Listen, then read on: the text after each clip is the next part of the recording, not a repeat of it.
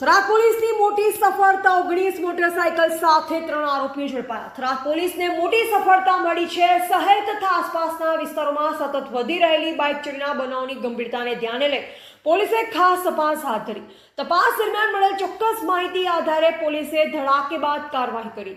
પોલીસે થરાદ ડીમાં ડીસા, કલોલ તથા અમદાવાદ ખાતે ત્રાટકી 19 મોટરસાયકલ સહિત કુલ મુદ્દામાલ કબજે કર્યો છે, જેની કિંમત અંદાજે 11,15,500 થાય છે। સાથે જ 3 આરોપીને ઝડપી પાડવામાં આવ્યા છે।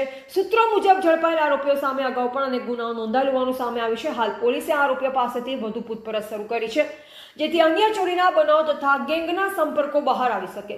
પોલીસની આ કામગીરીથી શહેર અને જિલ્લામાં ચોરીના બનાવોના કારણે પરેશાન નાગરિકોને મોટી રાહતનો શ્વાસ મળ્યો છે। નાગરિકોએ પોલીસે કરેલા આ કામગીરીનું સ્વાગત આધારે બનાસકાંઠા જિલ્લામાં મિલકત સંબંધી તથા ચોરીના ગુનાઓમાં શોધી કાઢવા માટેની જે સૂચના હતી તે અન્વયે થરાદ પોલીસ સ્ટેશનના પોલીસ માણસો દ્વારા ચોરી ડિટેક્ટ કરવા માટે હ્યુમન રિસોર્સ અને ટેકનિકલ સર્વેલન્સના આધારે તપાસ કરતા એવી ચોક્કસ બાતમી મળેલ હતી કે રાજસ્થાનના 3 ઇસમો થરાદ મુકામેથી ચોરી કરેલ બાઇક લઈ અને થરાદ બાજુ બીજી ચોરીઓ કરવા માટે આવનાર છે।